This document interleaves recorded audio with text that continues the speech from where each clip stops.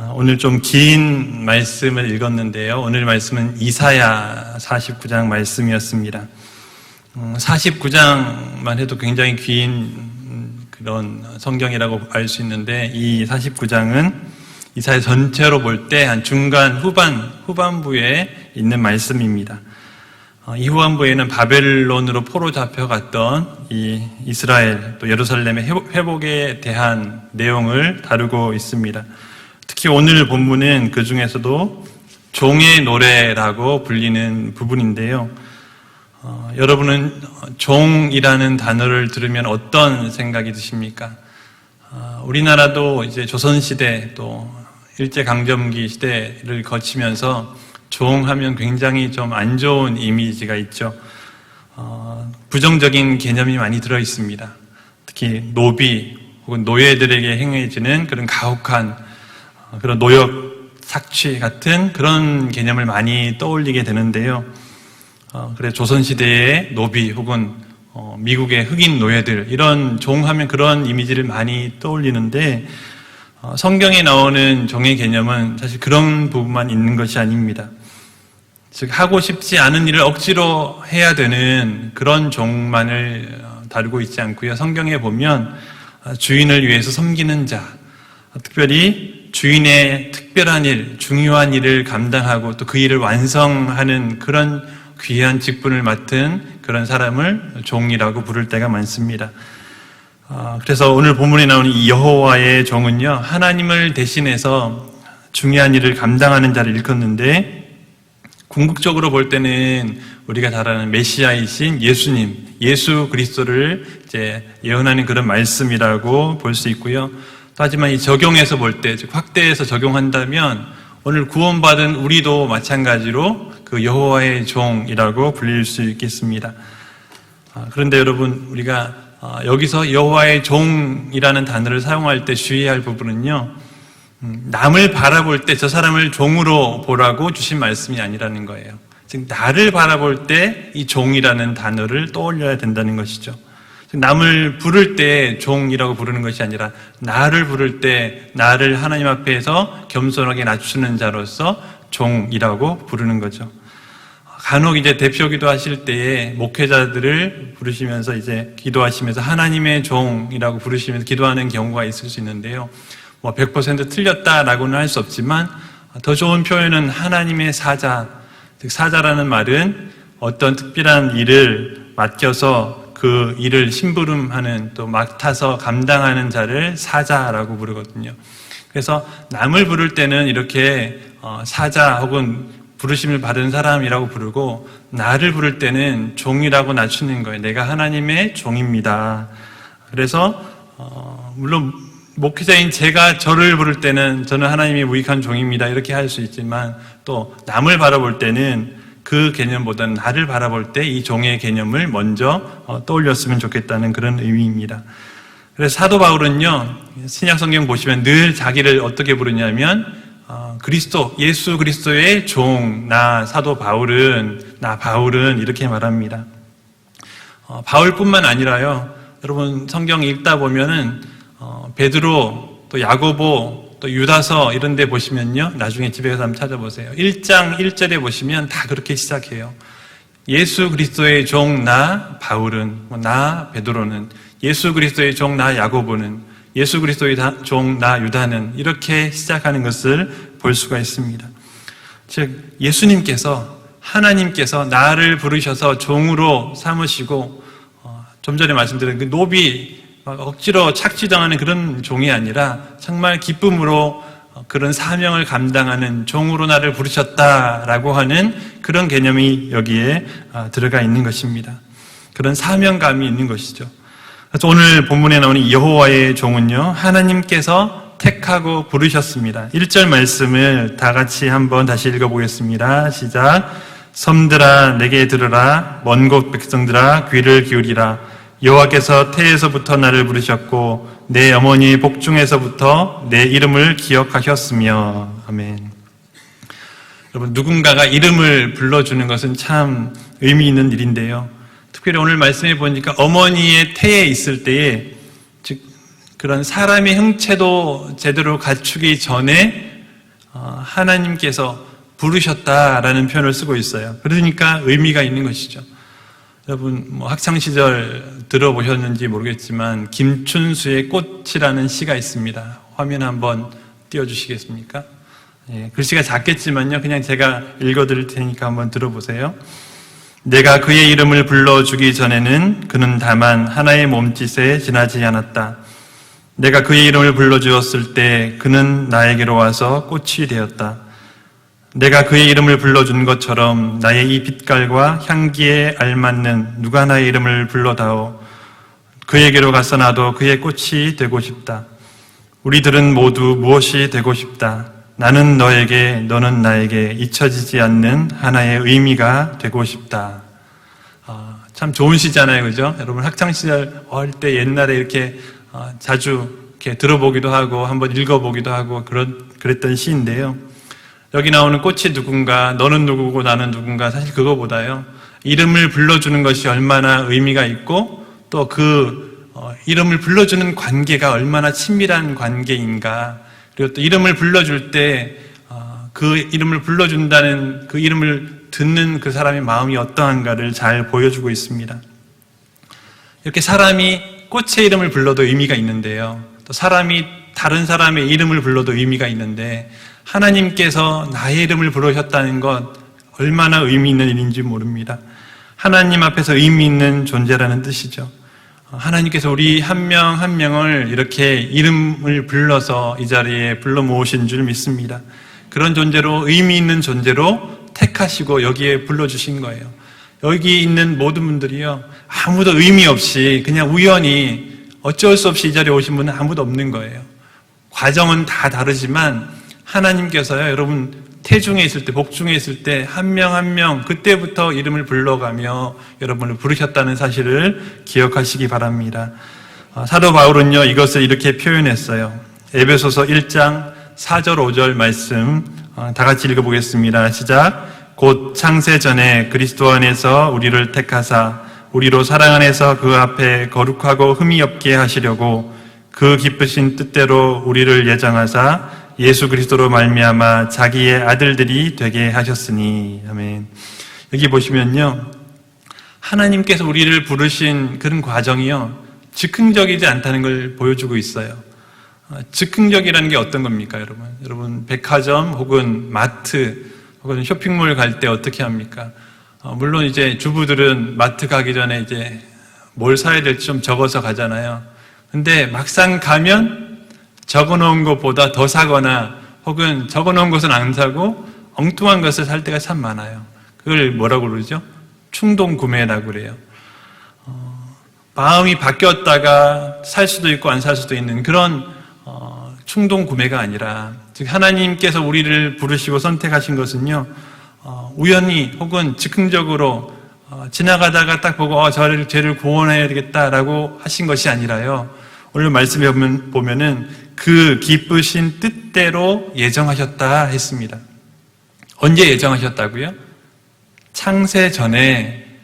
아까 이 이사야 말씀하고 비슷하잖아요. 태중에라는 말하고 비슷한 거예요. 창세 전에, 그보다 더 전에, 창세 전에, 즉 우리가 어떤 선한 행위를 하기도 전에, 그런 싹을 보이기도 전에, 그때 하나님께서 우리를 택하셨다는 것이에요.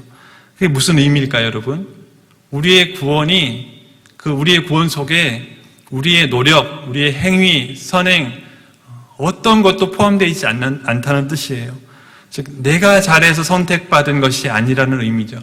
하나님께서 일방적으로 우리를 택하시고 구원했다는 그런 의미입니다. 그렇기 때문에 우리는요, 자만할 필요가 없는 거예요. 내가 잘해서 된 게 아니니까. 또 그리고요, 낙심할 필요도 없는 거예요. 왜? 내가 잘해야만 구원받을 수 있다면 내가 못할 때 낙심하지만 그렇지 않거든요. 그래서 오늘 이 말씀처럼 하나님의 선택하심에는 후회하심이 없는데요, 여러분 하나님의 택하심, 선택하심, 우리 나같이 부족한 자도 선택하신 것에 대해서 하나님은 한 번도 후회하신 적이 없다고 말씀하고 있습니다. 여러분 믿으십니까? 그 믿음으로 살아갈 때 내가 하나님께 정말 은혜 받은 사람이구나 라고 하는 그런 믿음으로 살 수가 있는 것입니다. 그런데 중요한 것은요, 그렇게 은혜구나라고 하는 것만으로 끝나버리면 안 된다는 거예요. 이런 하나님의 후회 없는 선택에는요, 뒤따르는 게 있어요. 그게 뭐냐면 부르심의 목적인데요. 하나님께서 우리의 이름을 부르실 때, 태중에 있을 때 혹은 창세전에 택하사 우리의 이름을 부르실 때는요, 이유가 있고 목적이 있는 것입니다. 즉 의미 없이 부르지 않는다는 거예요. 이름을 부를 때는 의미가 있는데, 좀 전에 읽었던 에베소서 1장 4절에서는요 이렇게 말씀했습니다. 우리로 서로 사랑 안에서 그 앞에 거룩하고 흠이 없게 하시려고 했습니다. 즉 거룩하고 흠이 없게 하시려고 우리를 부르셨다. 목적이잖아요, 그죠? 또 같은 맥락에서 오늘 이사야 본문에도 여호와의 종을 부르실 때요 목적이 있어요. 3절 말씀 다 같이 한번 읽어보겠습니다. 3절입니다. 시작. 내게 이르시되 너는 나의 종이요 내 영광을 내 속에 나타낼 이스라엘이라 하셨느니라. 아멘. 여기 보시면요, 여호와의 종은 하나님의 영광을 드러내는, 즉 나타내는 이스라엘로 부르셨다는 겁니다. 즉 여기서 여호와의 종이 이스라엘 민족 전체를 가리키는가, 아니면은 예수님처럼 단 한 분만을 가리키는가는 의견이 많아요. 근데 대부분 한 개인, 한 명을 부르셨다라는 의견이 제일 많은데, 하지만 확대해서 보면 아까 말씀드렸듯이 이스라엘뿐만 아니라 우리까지도 다 여기에 포함될 수 있는 것이죠. 즉 하나님의 영광을 나타내려고, 드러내려고 우리를 부르셨다는 거예요. 여러분, 하나님께서 아브라함을 부르신 목적은 뭡니까? 너로 복의 근원이 되게 하겠다 하셨어요. 즉 축복의 통로가 되게 하겠다, 그런 목적으로 부르셨거든요. 또 하나님께서 모세를 부르실 때도요 마찬가지예요. 모세를 부르신 이유는 이스라엘 민족을 구원해내서 하나님의 제사장 나라, 세상 민족을 향해서 제사장 나라가 되게 하려고, 즉 모델이 되는, 즉 민족의 다른 민족들에게 모델이 되는 민족이 되게 하려고 구원해내신 거예요. 그때 모세를 사용하시고 부르신 거죠. 그리고 예수님을, 즉 예수 그리스도를 보내신 이유도 마찬가지입니다. 그분을 통해서 우리를 구원하시기 위해서, 즉 어두운 세상의 빛을, 진리의 빛을 비추시고, 또 고난의 종으로, 이사야서에 나오는 고난의 종으로 오셔서 우리 죄를 대신 지시고 구원하시기 위해서 보내신 것이죠. 이런 것들이 다요 뭐냐면 하나님의 영광을 드러내는 다양한 방식이에요. 표현 방법만 다르지, 모양만 다르지, 다 하나님의 영광을 드러내는 것입니다. 그래서 오늘 본문에 나오는 이 여호와의 종에게는요 뚜렷한 사명이 있습니다. 왜냐? 부르실 때는 이유가 있고 목적이 있으니까, 영광을 드러내라고 하시는 그런 목적이 있으니까 그런 사명이 있는 거예요. 목적을 거꾸로 하면 나에게 있어서는 사명인 거예요.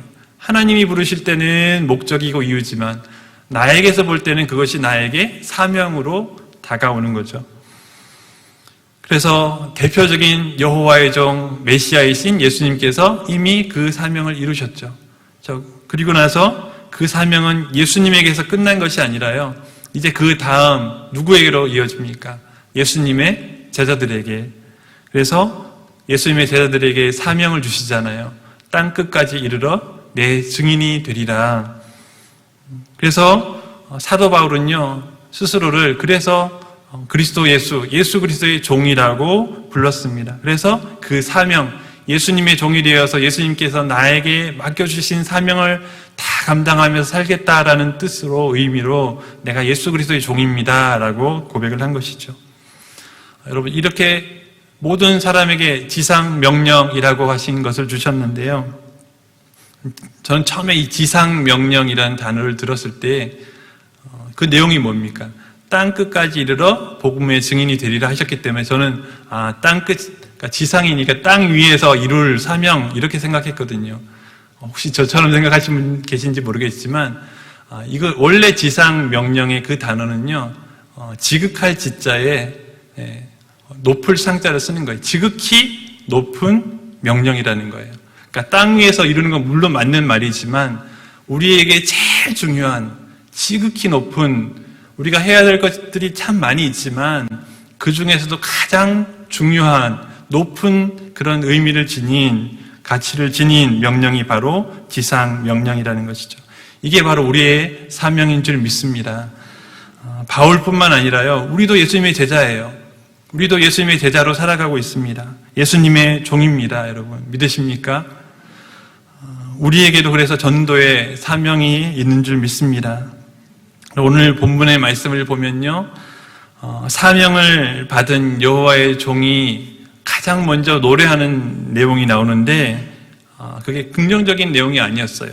4절에 보시면요, 여호와의 종이 실패를 먼저 노래하고 있습니다. 즉 하나님의 사명을 받았는데 실패감을 먼저 느낀 거예요. 4절 말씀 중간까지만 먼저 같이 읽어보겠습니다. 시작. 그러나 나는 말하기를 내가 헛되이 수고하였으며 무익하게 공연히 내 힘을 다하였도다. 아멘. 여기까지만 볼게요. 여기 보면요, 사명을 받았는데 결과가 어떻습니까? 헛되이 수고하였으며 무익하게 공연히 내 힘을 다하였다. 즉 사명을 감당하려고 했지만 실패했다는 거예요. 헛힘을 썼다는 거예요. 무익하게 공연히 내 힘을 다했고 헛되이 수고했고, 이 표현은 굉장히 안 좋은 표현이에요. 그렇죠? 그래서 실패 또 무거운 모습을 우리에게 보여주고 있습니다. 구약의 많은 선지자들이 그랬거든요, 여러분. 우리가 아는 대부분의 선지자들이 다 성공한 선지자들이 아닙니다. 겉으로 볼 때는요, 이런 실패감을 다 경험한 거예요. 이스라엘을 죄악에서 구원하려고 하나님께서 보내셨지만 그들이 받은 결과는 뭡니까? 손가락질 받고요, 배척당하고요, 또 핍박당하고요. 여기 표현처럼 헛되이 수고하고 무익하게, 애는 많이 썼는데 노력은 많이 했는데, 그러니까 수많은 선지자들이 낙심하고 절망할 때가 많았다는 거예요. 그럼에도 불구하고 하나님께서 힘을 주셨지만 오늘 말씀처럼 실패를 경험할 때가 참 많았다는 거예요. 우리의 사명도 마찬가지입니다. 누군가를 전도해서 하나님 앞으로 인도하는 것이 여러분 쉬운 게 아니에요. 쉬운 것이라면 우리에게 이렇게 사명이라는 큰 그런 단어를 사용하지도 않을 것입니다. 수고는 하는데요, 헛된 것 같아요. 오늘 말씀처럼요. 무익하게 공연히 헛된 힘만 소진하고 소비하는 것 같이 느껴질 때가 많습니다. 그것이 관계 전도든 노방 전도든 다 마찬가지인데요. 전도 자체가 실패로 끝나는 것처럼 보일 때가 많아요. 여러분 전도해 보시면 그렇잖아요. 정말 한 번 딱 오라고 했을 때 한 번만에 오면 참 좋은데 안 오는 사람이 대부분이고요. 또 노방 전도 해보면 아시겠지만 전화번호를 줘서 받아보면요, 전화해 보면 엉뚱한 번호고 다른 번호고 없는 번호고, 또 온다고 그 자리에서 받아서 먹을 때는 온다고 분명히 약속했는데요, 주일 되면 나타나질 않아요. 전화도 안 받아요. 그런 경우가 참 많습니다. 그럴 때 오늘 이 4절 말씀처럼요, 힘이 빠져요. 낙심되는 거예요. 그래서 안 될 것 같은 거예요. 사명은 사명인데 안 되겠다. 시간만 허비하는 거지 이렇게 내가 아무리 해봐도 안 되는구나 라고 생각을 하는데요, 만약 오늘 말씀이 여기서 끝났다면 우리에게 또 소망이 없을 거예요. 근데 오늘 말씀 오늘 너무 길게 읽었는데 뒤에까지 더 많은 말씀이 있거든요. 물론 전도도 안 하고 또 사명을 감당하지 않는 사람들은 느낄 수가 없는, 경험해 볼 수 없는 것이지만 실제로 전도를 해보면요, 이런 낙심을 경험할 수밖에 없습니다. 오늘 본문에 나오는 사명을 받은 여호와의 종이 느꼈던 좌절감, 그것이 바로 이런 느낌이었을 텐데요.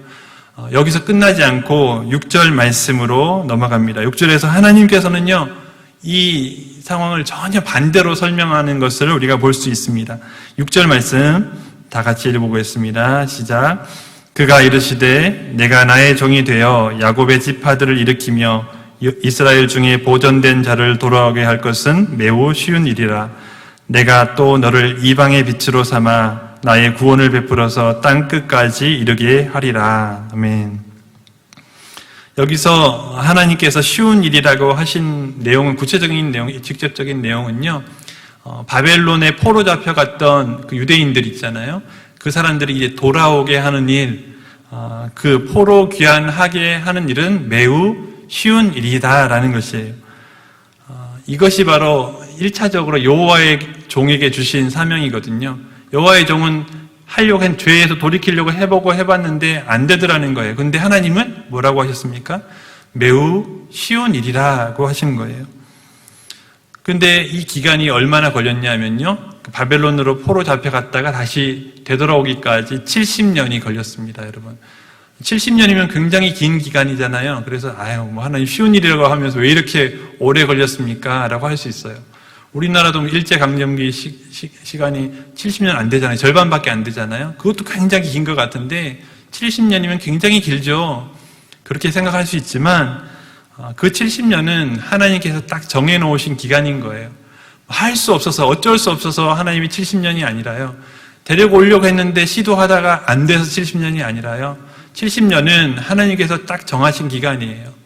이스라엘 백성들이 율법을 지키지 않고 안식년을 지키지 않고 그 안식년이 몇 년이죠? 7년이잖아요. 안식일은 7일, 안식년은 7년마다. 근데 성경 기록을 보면요. 420년 동안 이스라엘이 나라를 이루고 산 기간 동안 한 번도 제대로 안식년을 지킨 적이 없대요. 근데 이해가 될 것 같아요. 저도 생각해 보면요. 안식년이 뭐냐면요. 1년 동안 땅을 놀리는 거예요. 농사를 안 짓는 거예요. 그리고 어떻게 일을 안 하고 1년 동안, 물론 일을 안 하면 좋겠지만, 힘들지 않아서 좋겠지만, 먹고 살아야 되는데 염려되잖아요. 그죠? 안식년을 할 수가 없어요. 1년 동안. 땅을 놀게 하면 내가 먹을 게 없으니까. 즉, 하나님을 의지하지 않으면요. 그걸 지킬 수가 없는 거예요. 근데 그거를 420년 동안 안 지킨 거예요. 결국은 하나님께서 강제로 이 이스라엘 예루살렘 땅을 강제로 안식하게 하시기 위해서 7년의 10배인 70년 동안 그 땅을 싹 비워버리신 거거든요. 그래서 하나님께서 70년을 계획하셔서 70년이지 쉬운 일이 아니어서 70년이 아니라는 거예요. 반대로 또 하나님이 하시려고 하니까 단번에 이루셨거든요. 고레스 왕이라고 하는 이방의 왕을 세우셔서 유대인들이 다 자기 땅을 고향으로 돌아가서 자기 신을 섬길 수 있도록 허락을 해준 거예요. 그것을 고레스 칙령이라고 하는데요. 한 번 하려고 하니까 왕이 바뀌어서 새로운 왕이 한 번에 가라 이렇게 해버리는 거예요. 그러니까 하나님께서 하시면요. 70년이 안 돼서 70년이 아니라 단번에라도 이루시는 하나님인 줄 믿습니다. 그래서요. 내게는 매우 쉬운 일이다 라고 말씀하시는 거예요. 우리 남편들 혹은 자식들이 또 우리 이웃들이 안 될 것 같잖아요. 10년, 20년, 30년 우리는 안 되는 것 같아요. 하나님은 매우 쉬운 일이기 때문에 택하신 때가 되면요. 이루실 거예요. 하지만 그 사이의 기간 동안 우리는 놀면 되는가? 아니에요. 우리의 그런 사명을 감당하는 그 과정을 통해서 그 날을 이루시는 거거든요. 그래서 우리가 전도하면서요. 낙심하지 마시길 바랍니다. 하나님이 하시려면 단번에 이루실 수 있거든요. 우리는 그 도구로 사용되는 거예요. 하나님의 가장 선하신 때 이루시도록 나를 사용하소서라고 나를 내어드리는 거거든요.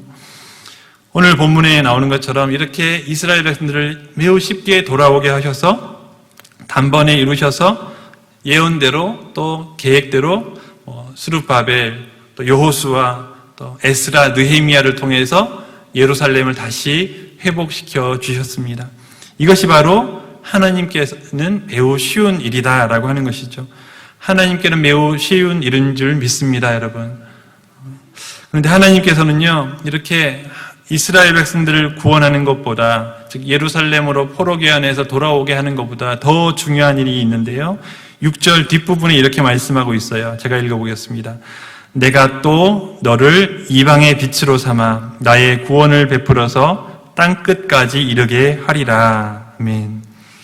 여호와의 종을 이방의 빛으로 삼아서 하나님의 구원을 베풀겠다라고 말씀하십니다. 즉 메시아이신 예수 그리스도를 통해서요 벌써 빛을 비추셨어요. 그런데 우리도 마찬가지로 세상에서 빛을 비추라고 하셨습니다. 그 사명이 우리에게도 주어진 줄 믿습니다.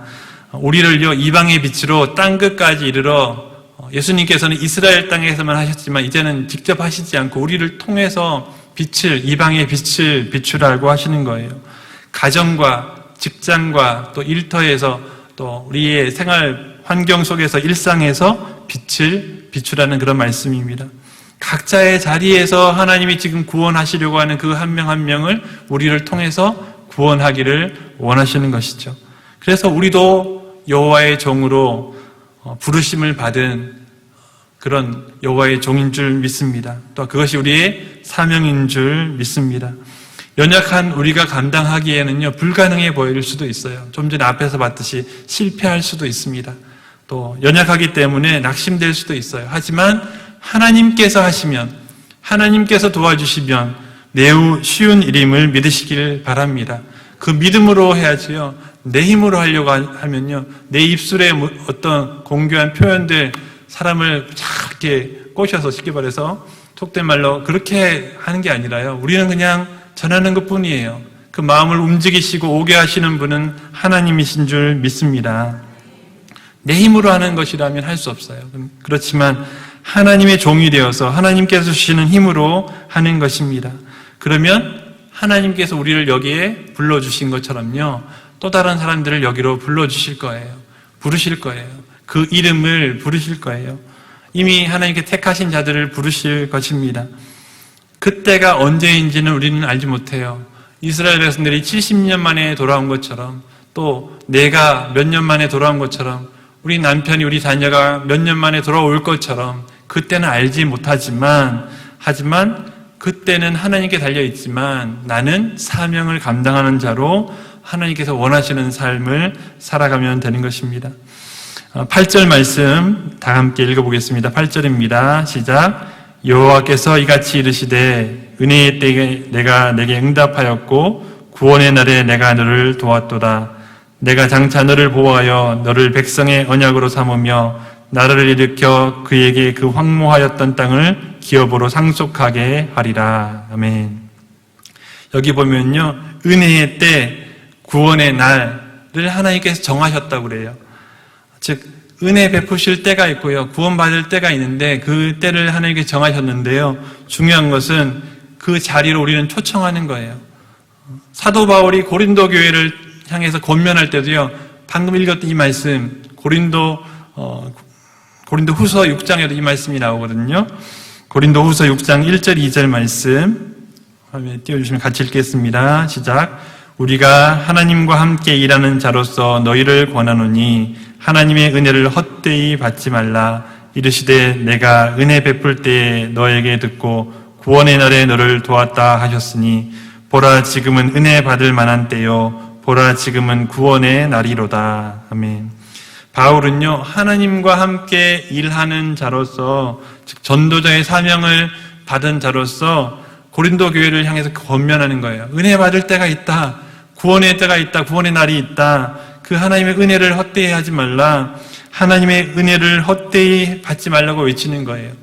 구원의 날을 놓치지 말라고 외치는 것입니다. 지금이 구원받을 때라고 외치는 거예요. 우리도 그렇게 외쳐야 되는 거예요.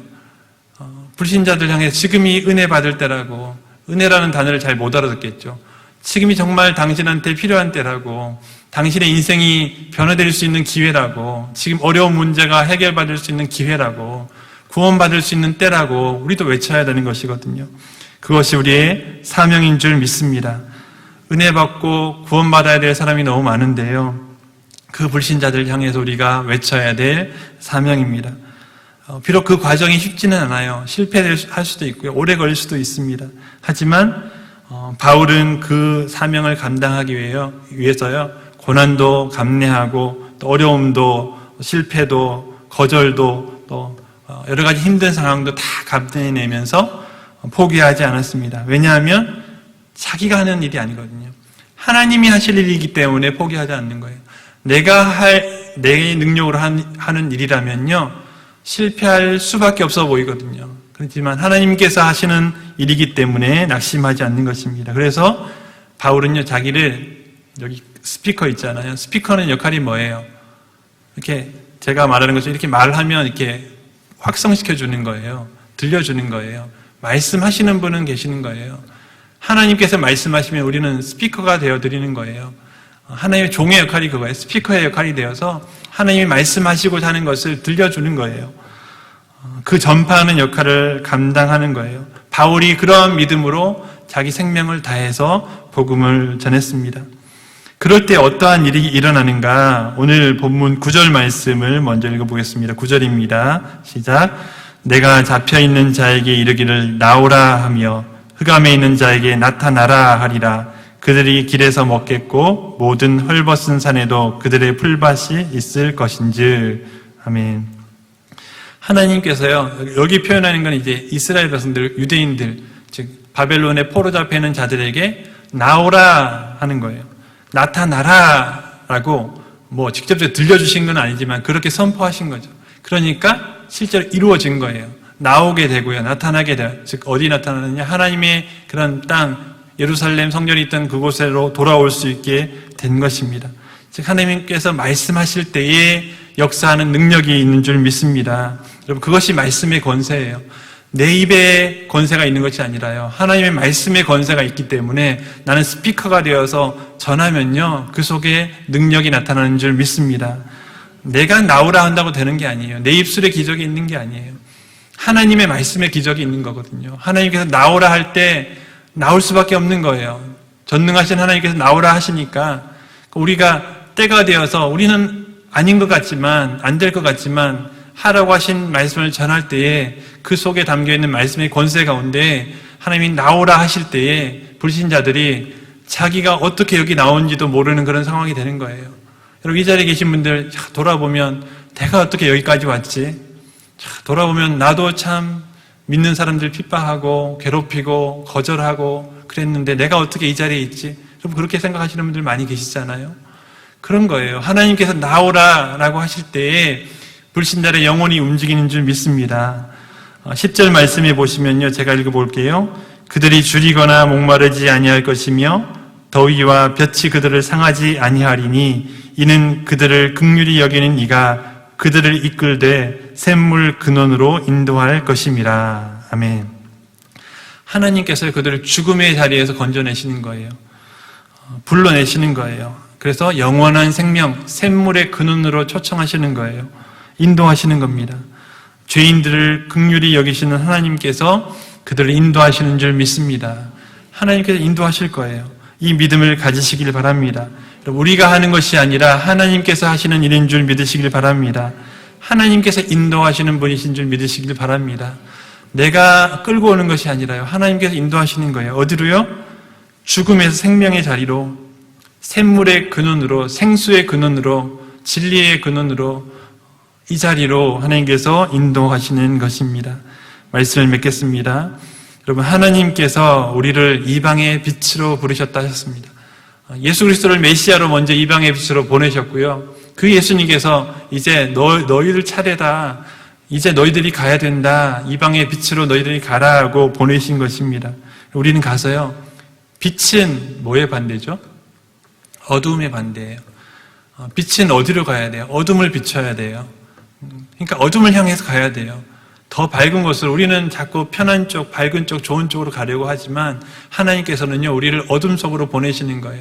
어둠 속에서 같이 어두워지라는 것이 아니라 어둠 속으로 가서 빛을 비추라고 하시는 것입니다. 그래서 나오라, 나타나라 라고 하신, 마치 어둠 속에 갇혀서 아무도 보이지 않는 그들에게 빛을 쫙 비추니까요, 드러나는 것처럼, 나타나는 것처럼, 하나님 앞으로 나타나는 것처럼 그 하나님의 말씀을 대언하는 것입니다. 우리는 어떻게 말할 수 있을까요? 와보라 하는 거예요. 와보라.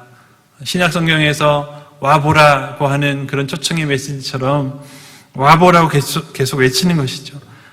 왜냐하면 그것이 우리를 먼저 부르신 하나님의 목적이기 때문에 그렇습니다. 우리가 전도 대상자들을요, 하나님 앞으로 불러오면 하나님께서 그들을 변화시키실 줄 믿습니다. 그들이 영원히 목마르지 않을 생수를 그들에게 마시게 하실 것입니다. 하나님의 긍휼이여 그들을 덮으실 것이고요. 우리가 경험했던 것처럼 구원의 때, 은혜의 때를 그들이 경험하게 될 것입니다. 그래서 우리는요, 계속 초청해야 되는 거예요. 내가 될 것 같다, 안 될 것 같다 판단하지 말고요, 우리는 계속 초청하는 거예요. 그럼 꿈을 크게 품을 수 있기를 바랍니다. 우리의 꿈이 무엇입니까? 자녀들이 있으면요, 자녀들 공부 잘 시켜서 대학 잘 보내고 결혼 잘 시켜서 내가 걱정해도 하지 않아도 될 만큼 자녀들이 잘 되는 것, 사실 이게 대부분 부모들의 바람이고 꿈입니다. 근데 대부분 여기서 머무르는 거예요. 우린 더 큰 꿈, 더 큰 비전을 품어야 되는데요, 어릴 때는요, 학생 때는요, 꿈 비전 얘기를 많이 합니다. 네 꿈이 뭐니? 뭐가 되고 싶니? 그런데요, 그게요, 대학 들어가고 나면 사라져요. 다 똑같거든요. 취업이에요. 취업하고 나면요, 꿈이 없어요, 더 이상. 여러분, 이 자리에 어르신들도 많이 계신데, 여러분, 꿈이 무엇입니까? 꿈이라는 것은 성경에는 비전이라는 말로도 표현하잖아요. 비전이 무엇입니까? 내 사명이 무엇입니까? 늘 이 꿈과 비전을 더 크게 품고 살아가는 여러분 되시기를 간절히 바랍니다. 그러면요, 이 꿈과 비전과 사명이요, 불신자들을 잘 되게 할 거예요. 근데 거기서 끝나지 않습니다. 성경의 약속은요, 분명히 불신자뿐만 아니라 그 사명을 감당하는 자들에게도 약속된 복이 있는 줄 믿습니다. 은혜를 주신다 하셨고요, 면류관을 주신다 하셨고요, 상급을 주신다고 분명히 약속하셨습니다. 오늘 이 말씀을 기억하면서 하나님께서 채워주시는, 이방의 빛으로 살아갈 때 하나님께서 채워주시는 그런 복, 은혜를 풍성하게 누리며 살 수 있는 그런 여러분 되시기를 간절히 바랍니다. 특별히 오늘 말씀에 있는 표현처럼 여호와의 종으로, 또 신약 성경의 표현처럼 그리스도의 종으로, 또 이방의 빛으로 사명을 잘 감당하면서 살아갈 수 있는 그런 여러분 되시기를 예수님의 이름으로 축원합니다.